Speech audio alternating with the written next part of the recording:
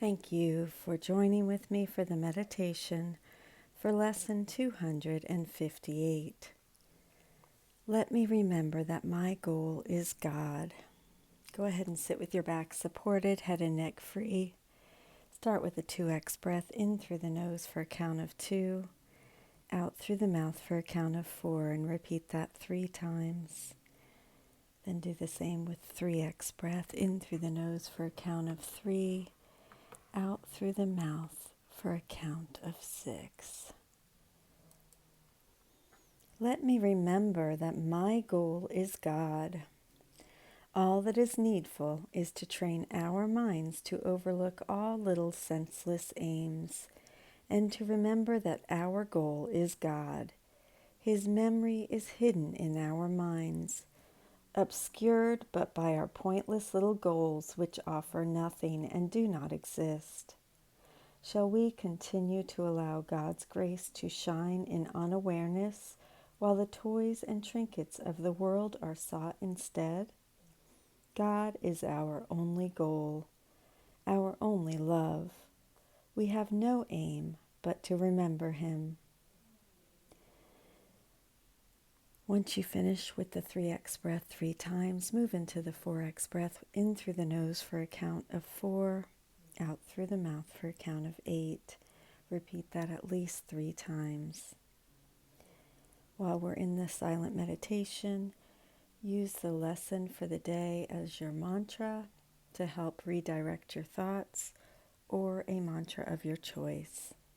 Go ahead and watch your thoughts pass on by like clouds. Let me remember that my goal is God. Our goal is but to follow in the way that leads to you.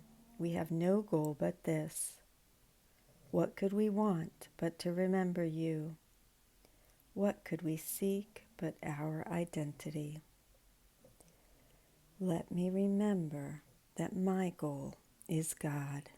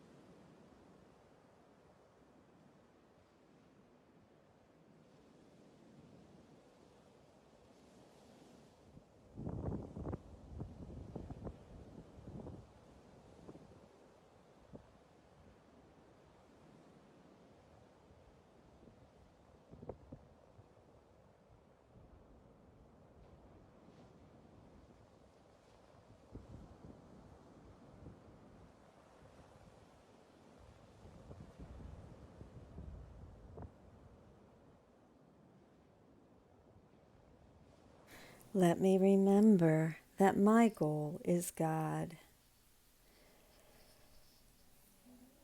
We need constant vigilance, which is the mind training aspect of A Course in Miracles that requires discipline and hard work. Just as one cannot play a Bach fugue or a Beethoven sonata without a great deal of practice, one cannot forgive nor feel the love and peace of God without a great deal of practice. The workbook encourages our daily practice, and anyone who has played a musical instrument knows that going for a few days without practicing leads to rusty playing. I'm going to read this from the text, chapter 31, section 1.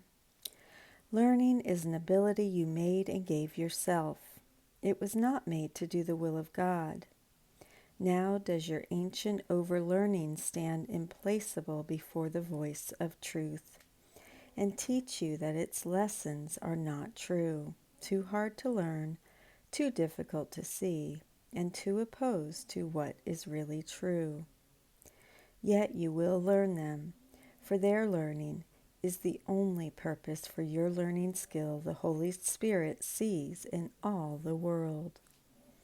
His simple lessons in forgiveness have a power mightier than yours, because they call from God and from yourself to you. This learning means becomes aware of your identification as an innocent victim, seeing others as having the power to victimize you. This makes them the sinners, releasing you from God's punishment. Everything we think is so important and valuable, Jesus reduces to nothing more than a toy or a trinket. Yet our identification and obsession with these toys of specialness keep us unaware of God's love and keep His grace buried in our minds and beyond all capacity to remember. Try to recognize how everything you strive for is really nothing. When you place it next to the love of God, how can it be anything important? Recall the question we have quoted many times before. Who, with the love of God upholding him, could find the choice of miracles or murder hard to make? The way is to forgive. This means asking Jesus' help to change our minds about a relationship or situation we had given power to hurt and victimize us. It also means recognizing that what we had wanted for ourselves never succeeded in bringing us happiness and peace, and that forgiveness alone, the way that leads us to God and ourself, is the key to finding what we truly want. Let me remember that my goal is God. Thank you so much for joining with me today. I love you. Have a beautiful day, and I will see you tomorrow. Thank you.